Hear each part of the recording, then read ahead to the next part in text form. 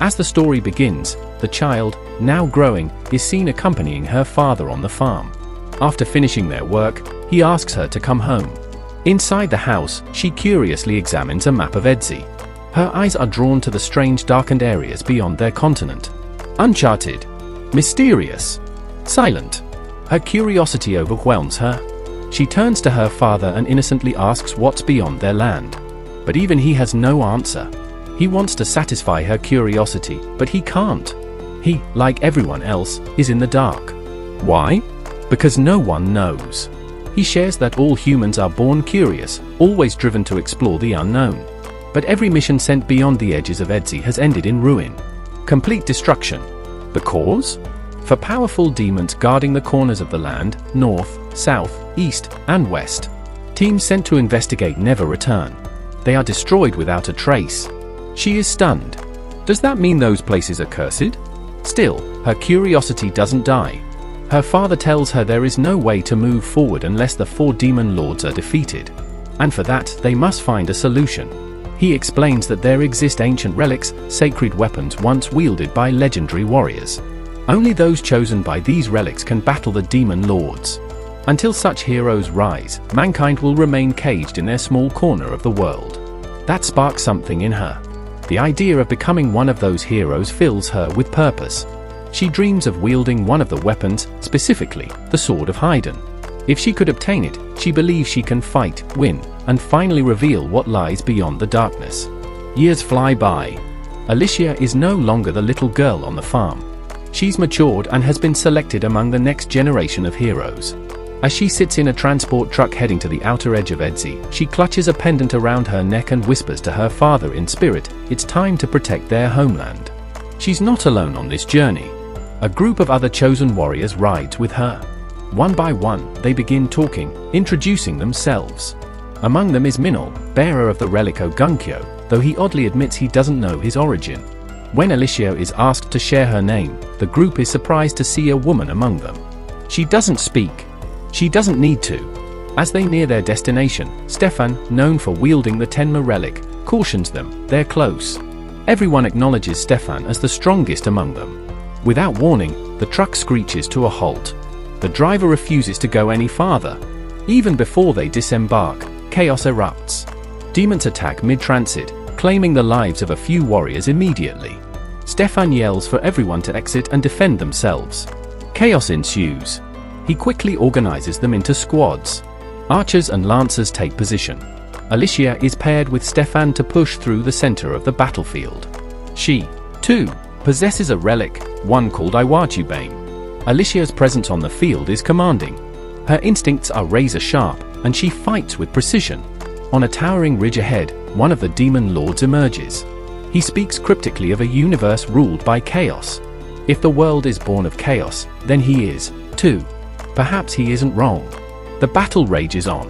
The warriors charge across rocks and slopes, determined to climb the mountain where their true fight awaits. Stefan can barely contain his excitement. Being hailed as the most brilliant among them, he believes it's only right to live up to the title. He tells the others that today is the day they prove their worth, the day they show those who chose them that their faith wasn't misplaced.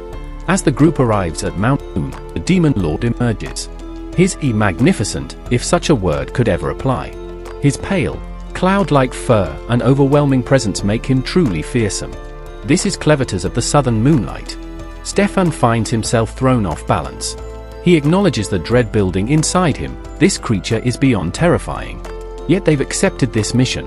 They are not alone, they are the chosen ones. Together, they can forge a legacy. With determination hardening in his eyes, Stefan steps forward, only to be struck from a distance. Clevatess launches a sudden attack, smashing Stefan against the rock face and ending his life instantly. Shock ripples through the group, the demon lord hadn't even moved. One of the remaining heroes takes charge, rallying the others to press on, but Alicia hesitates, scanning the surroundings carefully. As the group charges toward Clevatess, they're cut down, one by one. The demon lord still hasn't taken a single step. Then Alicia pieces it together. She yells out that Clevatess is striking from his shadow. The danger isn't him directly, it's what hides beneath. To survive, they must escape the reach of his shadow. Doubts swirl, but Alicia doesn't wait. She starts leaping across the jagged terrain, weaving through the mountain's rocky paths. The shadow lunges after her, and she becomes the first among them to spot an incoming strike and meet it head-on. Clevatess's glowing eyes widen, momentarily stunned. Perhaps this would be different from the other humans he had faced. It doesn't concern him much, but now he's curious. So this is what humans are like now? He hadn't encountered their kind in a millennium. Last he remembered, they were fragile, barely a threat. Yet now, they seem to have fire, purpose. There's something driving them. And to understand it, he knows he must uncover the source. The battle rages on. Though they fight with all they have, every hero falls. In the end, Alicia is the last to go. She's sent skyward, blood in her lungs, and with eyes closed, she faces the inevitable. She whispers an apology to her father. She couldn't fulfill the dream they shared. Some dreams never come true. Hers would remain among them. Far away, in the city of Hydelart, the heart of the Haydn kingdom, life moves along without concern. No one suspects the storm that's on its way. Suddenly, Clevatess bursts forth from the mountains overlooking the capital. Fear spreads like wildfire, but Clevatess isn't there to destroy. He's merely intrigued. He's not there to kill them all, not yet. He wants answers. The ones who trespassed in his domain claim to be heroes, sent by the king of Haydn. Now he's set on cutting through anything or anyone standing between him and that king. Panic erupts. The citizens flee in all directions as the kingdom's knights rally. Archers take position and release volleys, but Clevatess doesn't bother retaliating. Instead, he leaps from rooftop to rooftop, gliding toward the palace, eyes fixed on the truth he seeks. At the gates, the palace guards raise defenses, arrows raining through the air. None even graze him. Their strength is disappointing. Their efforts, laughable. He surveys their futile defense, expression unbothered. These humans are not strong. Their attacks are nothing. With a single motion of his arm, he shatters the stone defenses. The massive outer wall crumbles like dried earth.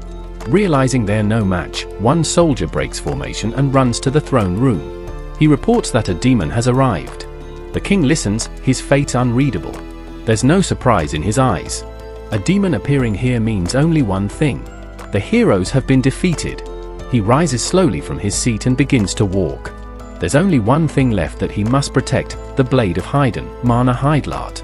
A knight rushes in, bringing grim news. A demon has entered the city, and nothing seems capable of stopping it. The knight advises the king to take cover. But if this demon truly cannot be stopped, then what point is there in running? No matter where he goes, it will eventually find him. The other knights continue their futile attempts, launching flames and arrows at Clevatess. Though their efforts are in vain, Clevatess is undeniably powerful. He recalls how Alicia's sword had slightly affected him, a rare occurrence, and realizes that humans, if left unchecked, could eventually pose a real threat. He's not the one encroaching on human territory, they're the ones seeking his. That alone is reason enough to strike back. As the king approaches the chamber housing the sacred blade, he opens the door, only to find Clevatess waiting on the other side. One glance at his attire and presence is all Clevatess needs to confirm that this man is the king.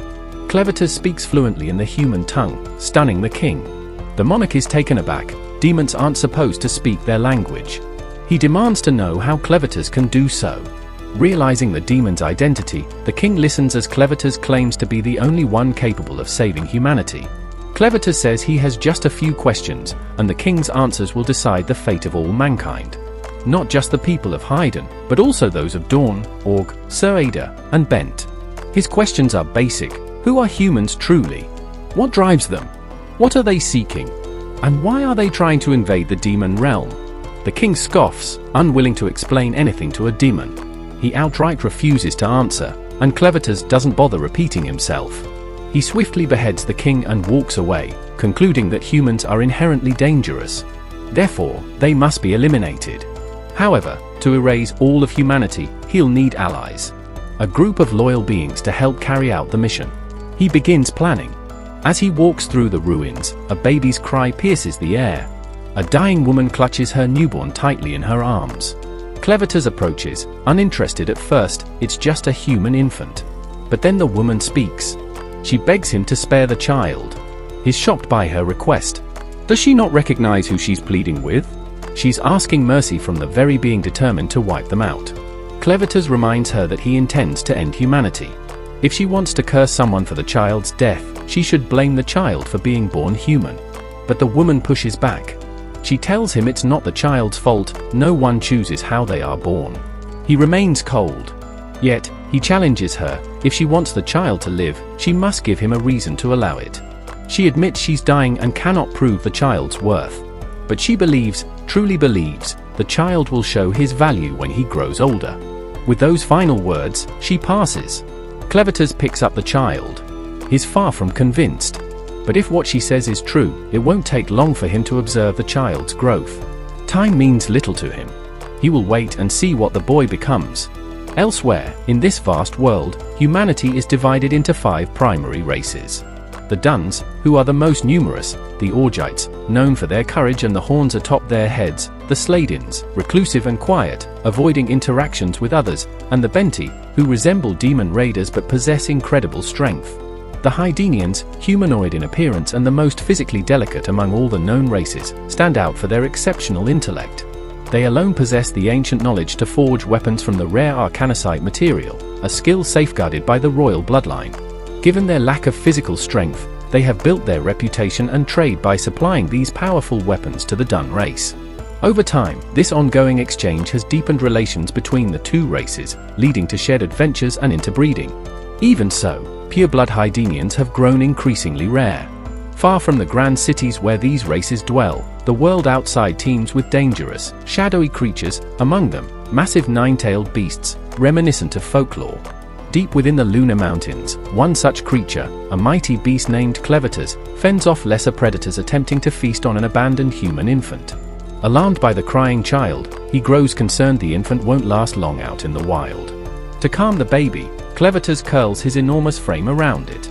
Unsure how to deal with the constant wailing, he gently taps the baby's forehead with a claw, sending it into a peaceful sleep.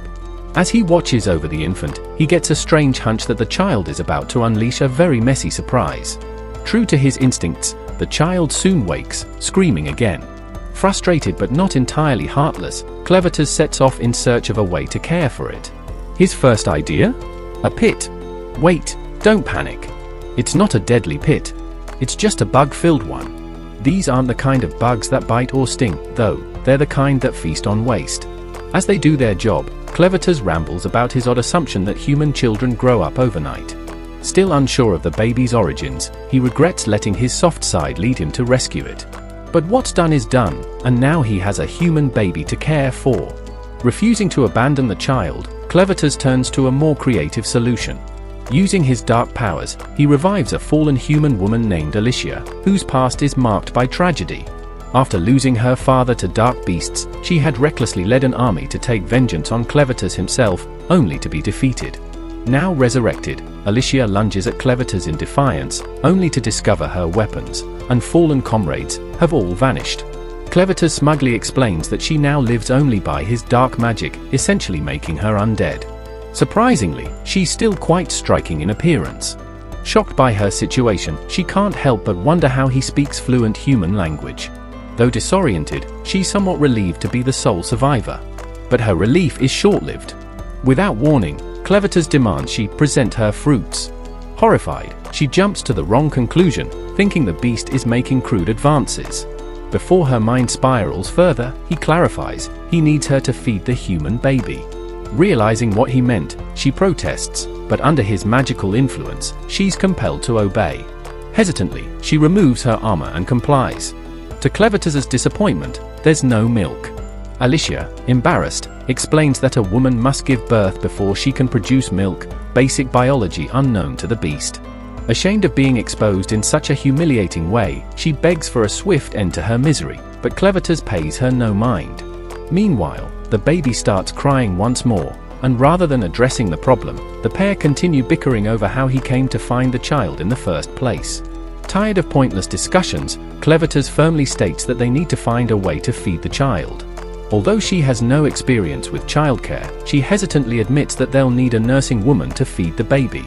The obvious problem now is how they'll find such a person. Alicia suggests hiring one. But that requires money. Clevatess is completely broke, but the cave is filled with valuable arcanocite, which could easily be converted into funds. Even someone like Elon Musk would be impressed. While Clevatess weighs his options, Alicia momentarily considers ambushing him. However, without her sword, she knows there's not much she can do. After a brief moment of thought, Clevatess agrees they need someone to breastfeed the baby. Just as he prepares to leave, Alicia points out that walking into town as he is now would cause mass panic. His monstrous form would terrify everyone. Alicia volunteers to take the baby into town herself, but Clevatess quickly dismisses that idea. He doesn't want the child out of his sight. Instead, he shapeshifts into a young human boy. His transformation is almost perfect, except for the 9 tails still swaying behind him. A single horn also juts out from his forehead. He manages to retract the tails into a dark void beneath him, though the horn remains. Strangely, he doesn't notice it, and Alicia chooses to stay silent about it. Before they leave, he decides on names, Clen for himself and Luna for the baby. It's only then that he thinks to ask Alicia for her name, and she shares it. With that, the trio heads toward a nearby river. At the river, Alicia takes charge of washing the baby. Clen interrupts a few times but lets her continue, until she's abruptly hit with a stream of pee. Throughout the process, Clen nags constantly, criticizing her cleaning methods like a grumpy old woman. From how she rinses the child, to the way she swaddles it, Clen comments on everything. He even points out spots she missed, clearly convinced that even waste-eating bugs could do a better job. They eventually reach Alicia's camp, which is currently abandoned. She explains that their group stored valuables somewhere else. Before they go retrieve them, Clen tells her to bathe, commenting that she smells like someone trying to set a record for the longest time without a bath. He also gives her the baby's blanket to clean. While washing it, she notices something shocking, the emblem of the Hydenian royal family. It becomes clear that the child is of noble blood. Back in the ruined remains of the royal castle, a lone soldier searches for any survivors, only to be stunned by the devastation left behind by the Dark Lord. The scene stirs memories of the Crown Princess's desperate attempt to escape the kingdom with her child before chaos erupted. He places the blame for the kingdom's downfall squarely on the king's madness, yet still clings to the hope of finding at least one soul who survived. Meanwhile, General Drell and his remaining troops observe the ruins of the Hydenian kingdom with a strategic eye. Drell commands one of his men to inform the Emperor immediately, warning that if they delay in claiming Hyden, another race will seize the opportunity. His primary motive isn't just territorial, it's the elusive method of crafting arcanicite, a technique known only to the Hydenian royals. As he returns to regroup his forces, he tasks his second-in-command, Maynard, with tracking down any remaining royal-blooded survivors and bringing them directly to him. Elsewhere, Alicia confronts Clen, holding up a piece of fabric with a noble crest, accusing him of abducting a child of royal heritage.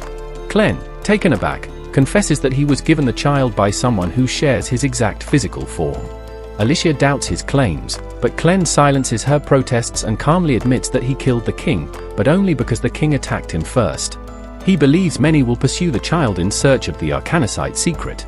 Now aware of the child's true identity, Clen is determined to crown him and control the future from behind the scenes. His declaration of seeing the child as a mere servant unsettles Alicia, who begins to regret exposing the truth. Clen insists they find a woman who can nurse the child, eager to feed him. As they depart, Alicia tries to reassure herself, thinking Clen's appearance, specifically the horn on his head, will lead humans to reject him. Yet she overlooks that Orgites have similar features, making Clen harder to identify as a threat. Still, she holds on to the belief that someone will uncover his intentions before it's too late. She's also growing increasingly aware of Clen's twisted obsession with Luna, and fears that any harm coming to Luna could bring catastrophe upon humanity. Determined, she silently vows to protect Luna at all costs. However, their journey is abruptly interrupted by a group of bandits who attack them and strike Clen on the head. Initially, Alicia assumes the attackers are nothing more than lowly thieves, unworthy opponents for the Lord of Dark Beasts. But when Clen collapses, blood streaming from his head, she screams and ends up getting knocked unconscious by a blow to her own head. As she blacks out, Alicia is shocked at how powerless she feels, even with the dark energy of Clevatess within her. When she regains consciousness, she briefly envisions herself surrounded by soldiers preparing for battle against Clevatess, like a surreal memory. But Clen snaps her out of it by calling her a fool and demanding she wake up. Snapping back to reality, Alicia realizes they've been taken prisoner by the bandits. Clen, surprisingly, doesn't seem troubled. In fact, he smiles. Inside the bandits' wagon, Clen sits among several other captives, calmly holding baby Luna. Despite the relaxed expression on his face, Alicia feels increasingly anxious, not understanding why Clem appears so composed in such a dire situation. Spotting Luna peacefully asleep, Alicia turns to Clem and asks how he managed to soothe the infant. Clem replies that Luna had been crying earlier, but the gentle motion of the carriage lulled her to sleep. Luna then subtly inches closer to Clem and quietly asks him something only he can answer: why someone as powerful as him, once hailed as one of the mightiest demon kings in existence, allowed himself to be captured. She suspects that changing his outward appearance might have also diminished his powers, which could explain why he was knocked unconscious with a single hit. Clem responds that her theory is nearly correct, but with a small caveat. When he transformed his appearance to resemble a human, it unintentionally weakened his physical body to match that of an average person. As a result, when he was struck from behind without warning, he was caught off guard and blacked out. Essentially, while Clem's magical abilities remain intact, his physical durability has significantly dropped. However, he could reinforce his body with his powers if he wanted to. So why hasn't he broken out yet? Clem explains that, since he now appears human, he intends to keep his strength hidden until Luna eventually takes the throne. For now, he's letting things unfold naturally to maintain his cover. Additionally, Clem expresses interest in understanding the human world better, including why ordinary people like their fellow captives are being kidnapped. That's why he hasn't attempted to escape yet. Hearing this, Alicia can't help but call him clueless and explains the reality. They were taken by bandits who likely planned to sell them into slavery. She insists that he shouldn't judge all humans based on what these criminals do, emphasizing that bandits are among the worst humanity has to offer. Soon, the wagon pulls into the bandits' hideout. The prisoners are split into two groups, men in one and women and children in another. Suddenly, one captive makes a desperate dash for freedom. Watching him flee, Degan, a higher-ranking bandit, smirks, clearly amused at what he sees as a foolish move. His amusement is short-lived but justified. Another bandit hurls a dagger into the man's back, instantly ending his escape attempt and his life. With the matter resolved, Degan issues a cold warning to the rest of the captives: anyone who tries to flee will suffer the same fate. He then singles out Alicia and tells her to follow him. Before she can say anything, he grabs her arm and starts pulling her away, likely to question her further. As Clem debates what to do, a woman named Calm, apparently in charge of managing the female and child captives, takes notice of him standing there holding an infant. Spotting the baby, she calls over her assistant Neru, whose responsibility is to look after the babies taken during the raids. Neru is assigned to care for Luna. The bandits' base is set inside a rocky quarry. Hidden deep within the pit is a pool, and at the bottom of that water lies a fabled crimson sword. But it isn't unguarded. Something immensely powerful lurks below, keeping the weapon safe. Meanwhile, it becomes clear that Degan may not be the menace he first appeared to be. He hasn't taken Alicia for his own purposes but rather brought her to someone else, Braco, the acting head of the Crow's gang. With the actual boss, Jazak, currently absent, Braco has assumed control. No one dares challenge him, largely because of his pet beast, Betty, a creature capable of turning victims into shreds in seconds. Alicia identifies Betty as a Western demon, surprised that someone like Braco was able to tame such a monster. Braco speaks to Betty, who expresses a desire to play with a male human. Braco gives her permission to pick one of the two men who escorted Alicia to his quarters. Before indulging the demon, however, Braco reveals the real reason Alicia was summoned. The bandits now possess the magical crystals she collected from Clem's fortress. Braco recognizes them as originating from Mount Moon, the domain of the fearsome entity known as Clevatess. Based on what he's seen, and the fact that Alicia didn't panic or flee at the sight of Betty, Braco deduces that she must be one of the 13 warriors dispatched by Haydn to eliminate Clevatess. He figures she was heading back to Haydn with a stash of magic crystals in tow, and then drops a grim revelation: the royal capital has already fallen to Clevatess' might. Still, Braco doesn't see this as a loss for his group, the Crows. In fact, he thinks it's an opportunity. He shows off a blade with a reddish tint, claiming it's a Mana Hydlart sword, an exclusive weapon known only to the Haydn royal line. Of course, Braco admits his version is a forgery, one of many his group sells to the clueless. But now that the Haydn royals are on for good, the value of these knockoff swords is bound to skyrocket. It's a profitable scheme, but Braco is chasing something bigger: the original, untainted Hydlart swords once wielded by Haydn's kings and bestowed upon the heroes. He believes the rest of Alicia's fellow champions are already dead, slain by Clevatess, and that Alicia survived only because she abandoned them. He presses her for the location of her sword, and the ones carried by the other 12 fallen heroes. When Alicia doesn't respond, Braco gives the order, Dagan and Satchar to take her to Clevatess domain and search for the hidden relics. Dagan offers an alternate idea, maybe they should use her to retrieve another treasure they've been keeping an eye on. But Braco rejects the suggestion and sticks to his original plan. He even tells them to swear her out if they want, just to keep her from causing problems later. Elsewhere, Clem is working in a rough tavern called the Bandits Inn, which is managed by Calm. Clem notices how many lowlifes try to flirt with Calm, and silently reflects on how despicable the people here are. Meanwhile, Neru is tending to baby Luna, using milk her father forgot to bring home. Neru also serves as a waitress in the inn, enduring mistreatment from the bandit patrons. Clem diligently brings food to the customers, earning a bit of respect for his service. But Calm notices something off about him. Everyone assumes Clem is an orc because of his horns, but his pale skin and sharp, piercing eye suggest something far more dangerous. Later, 2 bandits corner Neru and drag her away. They torment her for hours, leaving her battered and bleeding. Despite the pain, she doesn't speak out. Once it's over, she silently returns to care for Luna, unfazed on the outside but clearly broken within. Unexpectedly, the 2 men who assaulted her begin to feel faint. Their bodies weaken, and then they vanish entirely, snuffed out of existence. It's Clem's doing. Without fanfare, he delivers punishment for what they did to Neru. When Neru returns to find Luna cradled in Clem's arms, she's unaware of what transpired. She takes the child and heads to a nearby shed to continue nursing him. Clem follows and sits quietly beside her, expressing interest in her life. He gently asks if she can tell him about herself. Not out of suspicion, just curiosity. She hesitates at first, but then begins to share.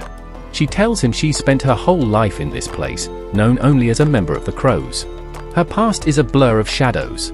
She never knew a father, and even her mother was more of a ghost than a presence, someone she saw only from behind. Her only memories of her mother are tainted. She once spied on the men who forced themselves on her. Then, when she was just 12, her mother vanished, without a trace. Neru doesn't know if she died or escaped. All she remembers is that one night, while she was eating, several men came to her. They struck her.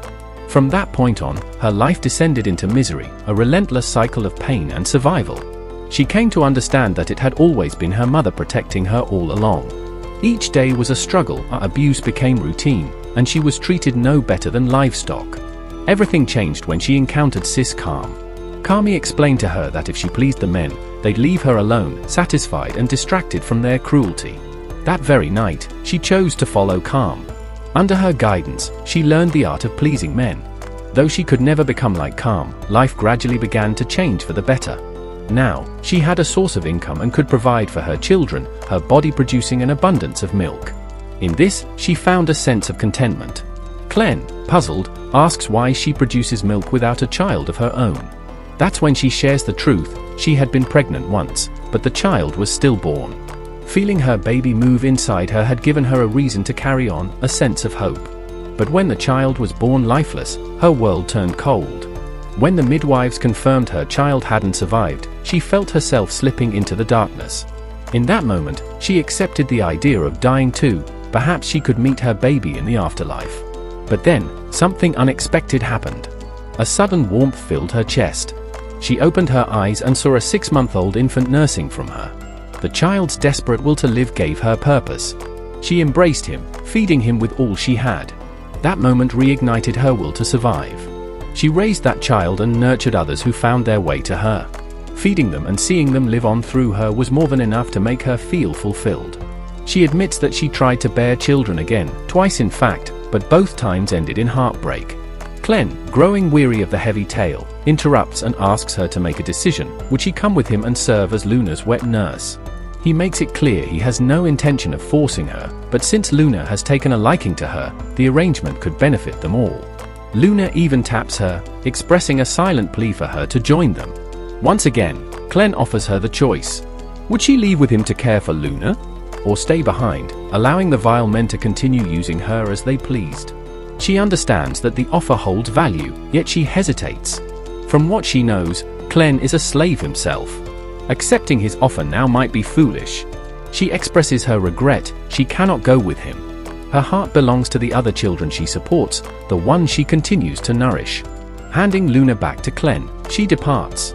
Elsewhere, the gang leads Alicia to a bridge, forcing her to walk across. As she reaches the center, she pauses and looks below. They assume she intends to jump, warning her that she won't survive the fall. But she isn't planning to leap to her death, she's staring into the river below, spotting something glimmering beneath the surface. She recognizes it. Before she can speak, the gang informs her that this is the very river where the legendary hero Cord lost his life. She already knows that story. One of the slaves suddenly steps forward, declaring that he'll enter the river to retrieve the object they seek. If successful, they promise to free him and his wife. Encouraged by his wife, he dives in, clinging to that hope. But the gang never intended to free them. As he enters the water, monstrous creatures swarm and devour him. Alicia knew this would happen. This place is known as Pound Shaft, a site infested with monsters that emerged 300 years ago. Deep within the river, buried with Arvensis during a great flood, lies his sword. That's what the gang truly wants retrieved. But retrieving it is impossible. Alicia accuses them of sending the man to his death, even pointing out how carelessly they secured his rope. They snap back, reminding her she isn't here to offer judgment, and they bring forward the brute meant to beat her. She stares at the hideous man, Pito, who leaps onto the bridge with cruel intentions. He imagines tearing off her clothes, making vile threats. But before he can reach her, she twists her arm, grabs his sword, and severs the rope connecting the bridge. In a final act of defiance, she jumps. As she falls, she tells herself to trust Clem's words, that she won't die. But can she truly survive what comes next? Alicia's body lies mangled and broken from the fall, barely recognizable. High above, the two bandits who pushed her debate nervously. Fearing Brocco's reaction if he finds out, they decide to descend and make sure Alicia is truly gone from this world. However, Alicia's consciousness stirs. She becomes aware that Clem has indeed reanimated her, she has become one of the undead. At the moment, she can only move her left eye, everything below her neck is numb and unresponsive. The thought of lifelong paralysis haunts her, but for now, she chooses stillness, hoping the bandits believe she's lifeless. Unexpectedly, the blood vessels near her eye twitch, shaping themselves into the image of Clem, though in this state, he appears as a small floating pup. He calls her a fool for losing so much blood. Alicia, baffled by his strange form, asks why he looks that way. Clem explains that his appearance reflects the amount of magical blood within her. Since she's valuable to him, he's going to force more of it into her system to jumpstart her healing, though any completely detached limbs won't be restored. Alicia asks why he isn't just healing her himself. Clem says he paused for a reason, he wants her to answer a question. He tells her he's found someone to nurse Luna Neru, a girl among the bandits. Although he admits his knowledge of human behavior is limited, he believes Neru is being mistreated, and he tried offering her a way out. To his confusion, Neru flatly rejected his offer, and that's what he can't comprehend. Alicia suggests that Neru likely sees both Clem and Luna as nothing more than property, slaves without the right to leave. So when Clem gave her an escape route, she didn't believe it was real. Clem considers this and then asks what he should do to change Neru's mind. Alicia's answer is simple: wipe out the bandits. But Clem refuses, doing so would risk blowing his cover. Instead, he commands Alicia to take care of it, reasoning that no one would question a hero exterminating a bandit group. Though uncertain, Alicia voices her doubt, saying she might not be capable of such a task. But Clem dismisses her hesitation. He insists she must complete the job before Luna feels hunger again. Then, without further delay, he forces all the magical blood into her body. The result is instant. Alicia begins to twist and writhe, her body undergoing a grotesque transformation until she suddenly snaps back to her flawless form. Meanwhile, several bandits who had come down witness this bizarre resurrection and are left frozen in shock as the once broken hero seemingly starts to breakdance in the dirt. Alicia struggles to breathe, her body racked with pain as her fractured bones painfully knit themselves back together.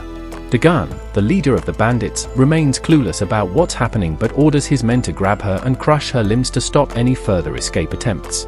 As one of them approaches, Alicia unexpectedly lets him stab her arm. Unfazed, she counters with a powerful punch, sending him flying. She also snatches his sword and eye patch in the process. With the stolen blade, she cuts off her restraints and places the eye patch over one eye, preparing herself for the upcoming fight.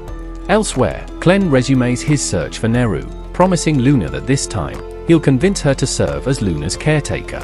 If Luna is worried about Alicia, Clen reassures her, reminding her that Alicia is the only person who has ever managed to damage his horns in a fight. Meanwhile, Calm summons Neru to reprimand her for leaving the kitchen in disarray. Despite her recent beatings, Neru appears cheerful, which catches Calm's attention. She wonders what could have possibly made her so happy. Neru admits she's simply curious about the world outside, one she's never seen since being trapped in this place her whole life. Calm becomes suspicious that Neru wants to flee.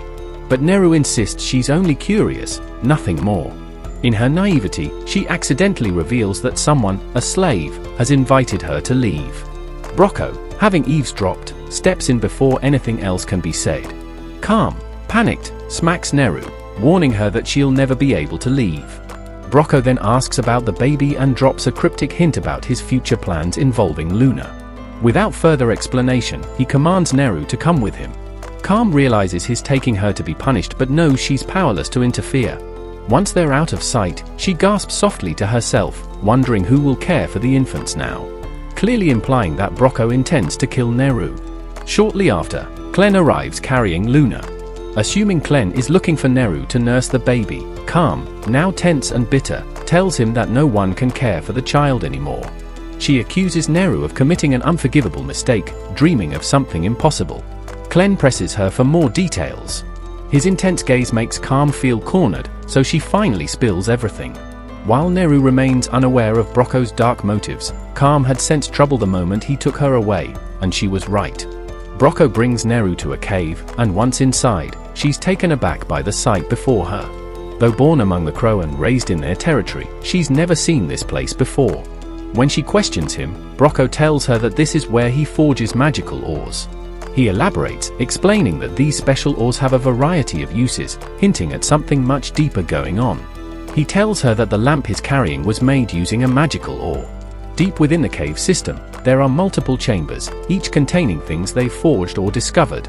As they walk deeper into the cave, she suddenly notices a human-like skull. Worried, she questions it, but he quickly assures her that it's not human. Just then, the light source fades out. She begins calling for him, confused and frightened in the darkness. He calmly tells her it's just a mistake and that he'll turn the light back on. When the area is illuminated again, she finds herself face to face with a troll named Betty. The sight terrifies her. Panicking, she screams for help, but there's no one around. He tries to calm her, saying the troll is under control through magic. He accuses her of betraying the group's foundation, which he calls the Crows, a team built entirely on trust. Since she considered leaving, he sees that as a betrayal of that trust. He says that leaving isn't an option, and for her disloyalty, the punishment is death. She cries and pleads, but he commands Betty to devour her. She tries to run, reaching out with both arms. She regrets not taking Clen's hand when he tried to save her earlier. She desperately extends her hands again, wishing that the same helping hand might return, but nothing reaches her. The troll's mouth closes around her, swallowing her whole. Clen appears just as it happens, and Luna cries out in sorrow. Clen says to Luna that consuming and being consumed is part of human nature.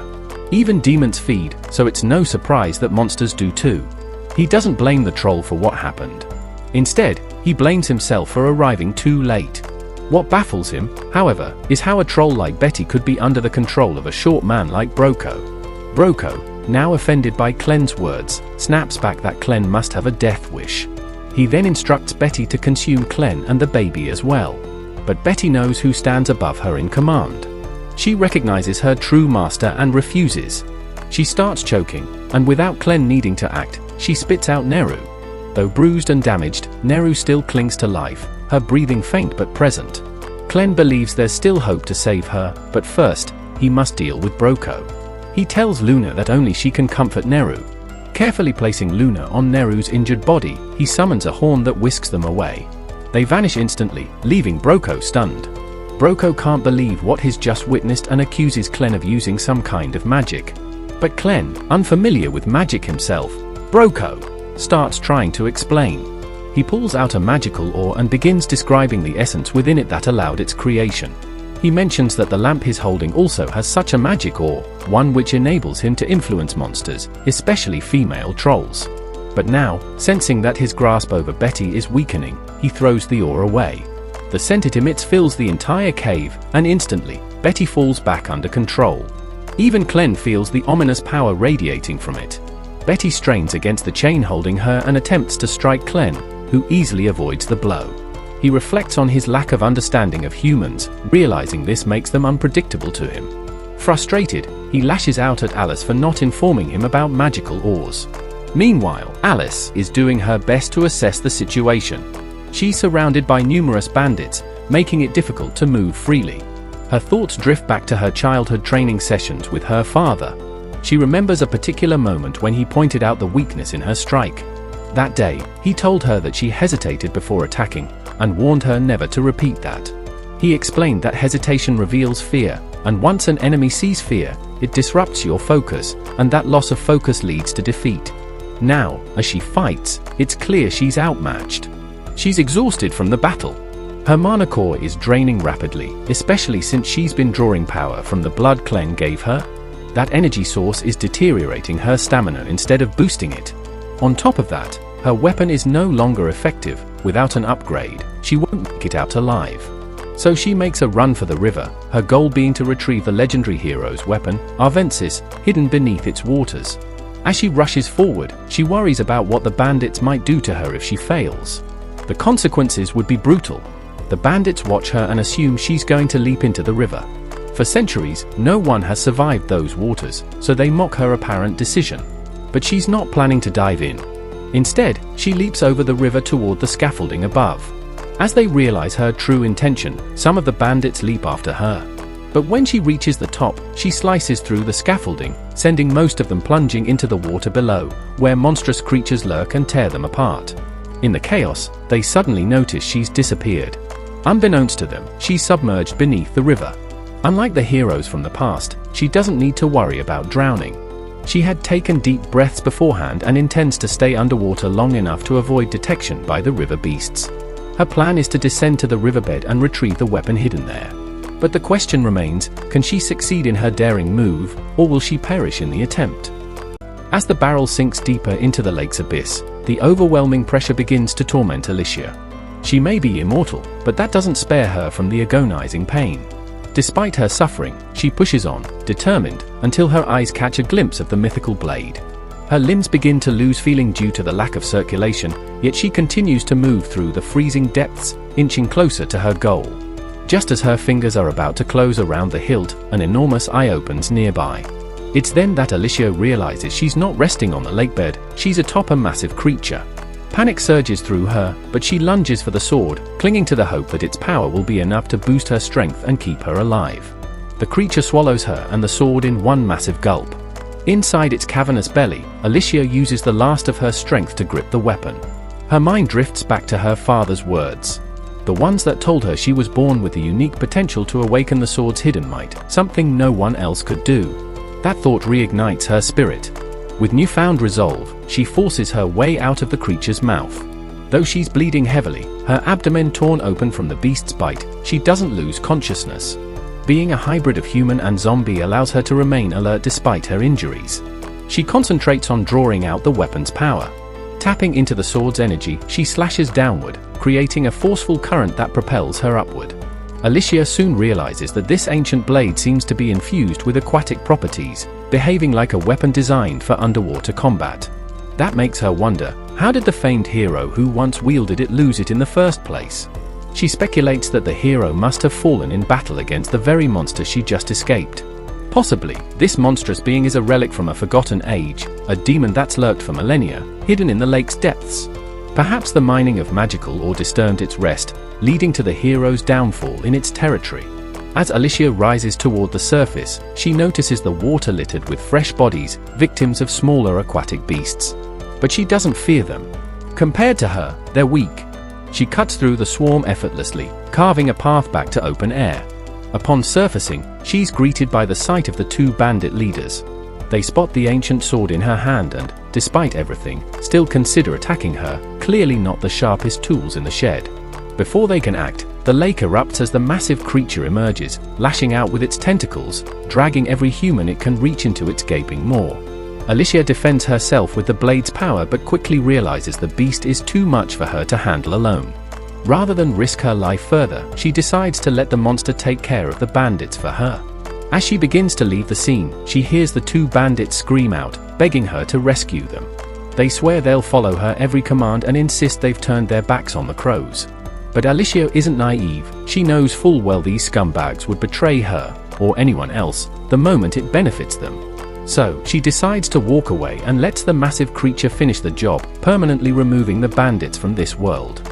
As someone bearing the title of hero, Alicia does feel a tinge of concern about leaving such a monstrous being unrestrained. But since it's aligned with the water element, she assumes it won't stray far from its domain. With her mission to eliminate the bandit group, assigned by Clem, complete, she pauses to consider her next move. That's when Clem speaks to her via their magical blood link, asking if the task is finished. From the unstable rhythm of her blood moments earlier, Clem figures the job is done, though he also notes the strain in her body and assumes she had a rough time. Alicia is stunned by his nerve.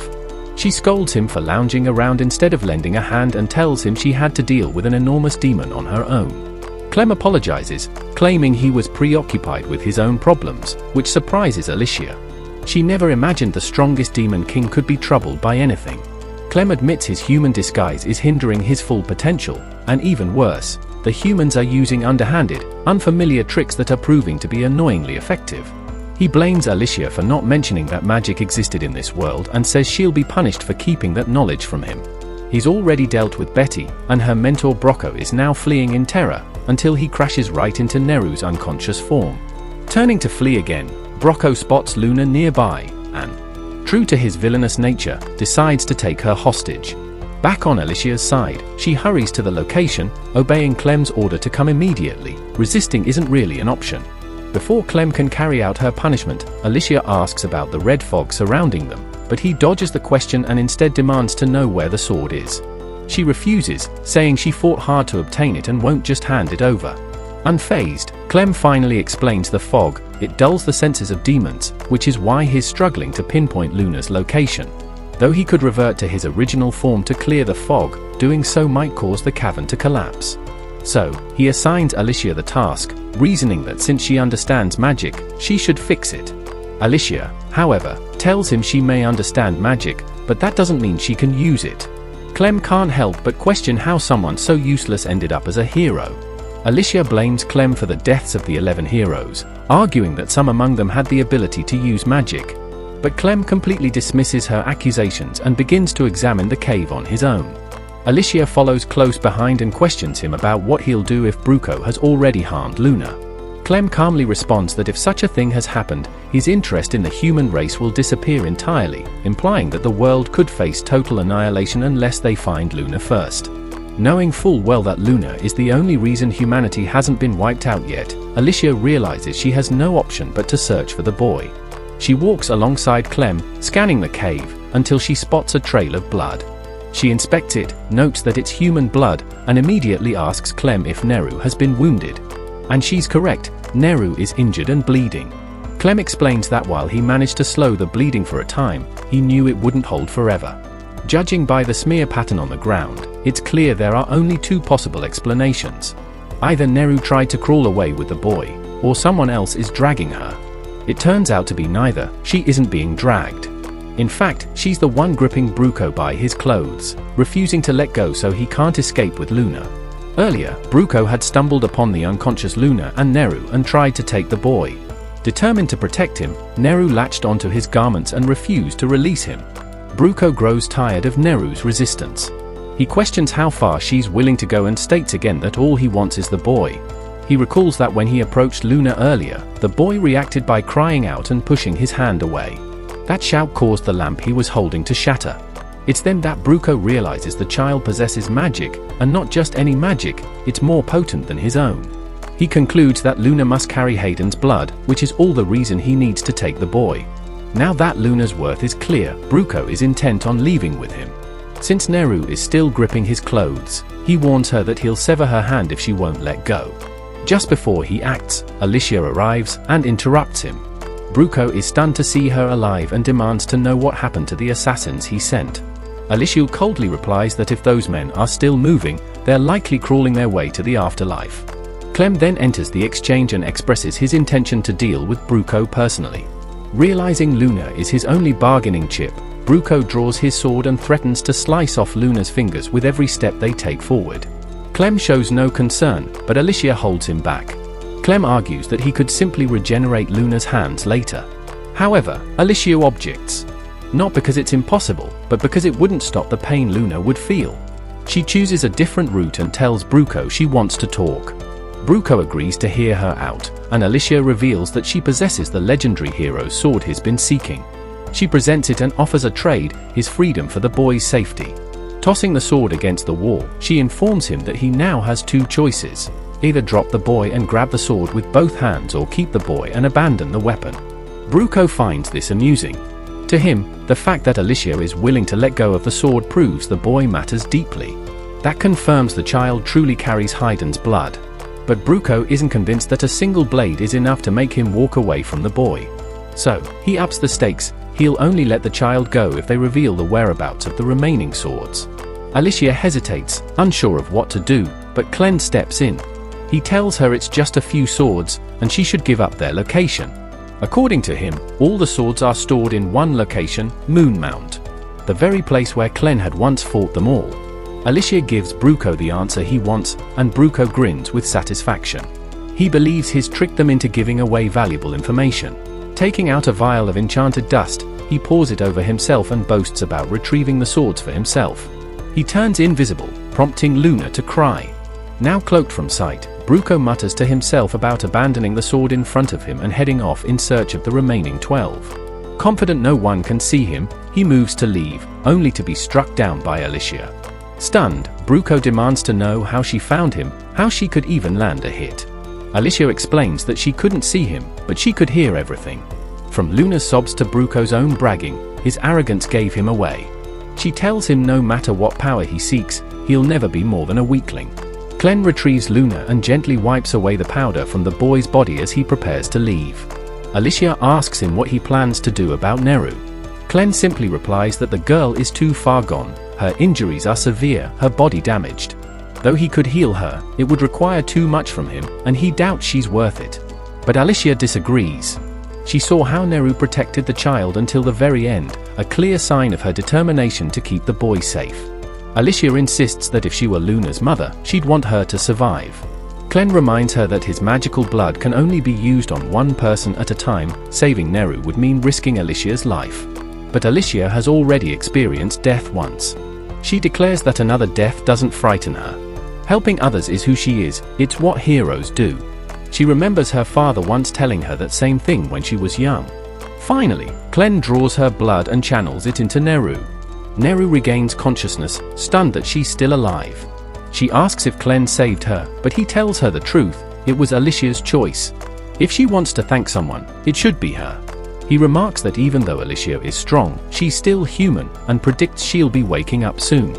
And just as he said, Alicia stirs and immediately checks for her sword. She's relieved to find it still with her. Clem hands Luna over to Neru and calls her by a new name, Neruru.